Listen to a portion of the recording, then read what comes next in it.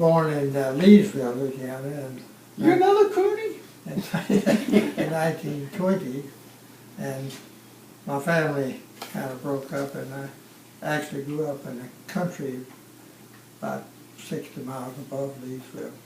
And I graduated from high school and went to a country school, and then went to LSU and graduated in 1941, and started teaching school, but the war started in World War II, so I was quickly drafted.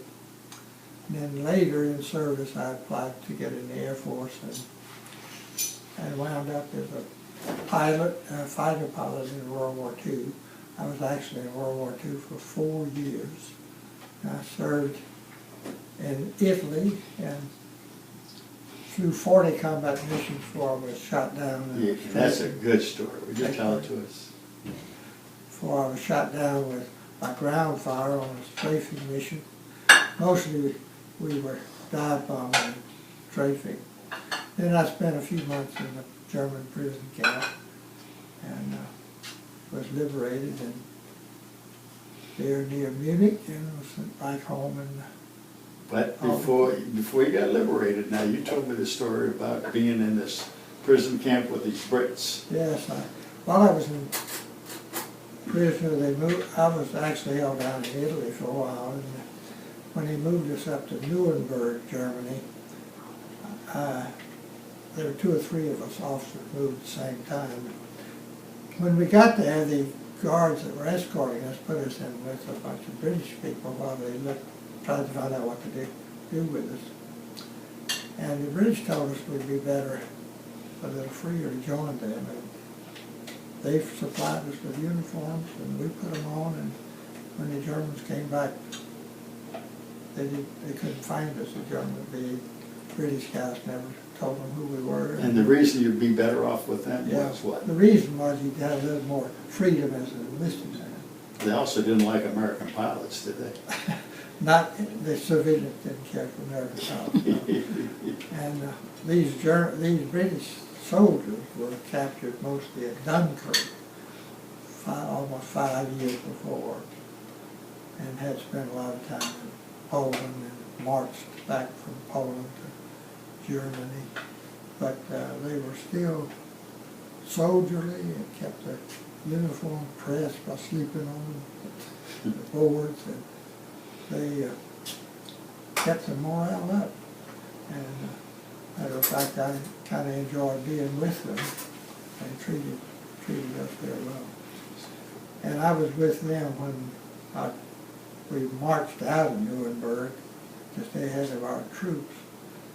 And we were with them when troops finally caught up with us. Liberated. Right. And we came back, and I went to work for the state for about a year, and that's where in Leesville, and that's where I met Katie. And I worked for the Social Security Administration as the manager in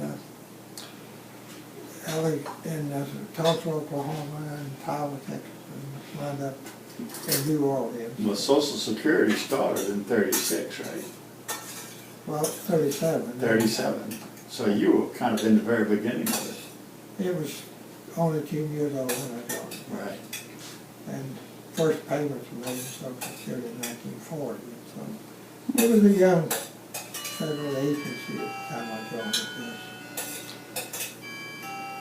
And then our children we moved to New Orleans, of course, and our children all left for various reasons, and we wound up in our old age in New Orleans, and one of our daughters almost insisted we move over near her so she could watch after us in our old age. So here we are. And we're in Sandy Springs, Georgia, and in an independent retirement place, which we are enjoying very much. And you were how old? And I am now 94 years old. Wow, that's great. Yeah. How long did you work with Social Security? About 33 years, Oh, and then I got credit for the 4 years in military service, so I have 37 years credit. And you retired from Social I Security? retired from Social, yes. So you've been retired how many years? I've been retired longer than I lived. Almost. Actually, I've been retired 30 years. 30 years. Gee, Fantastic. yes. That's what you get for living so long. Well, you know, Loye, it's been a pleasure knowing you guys.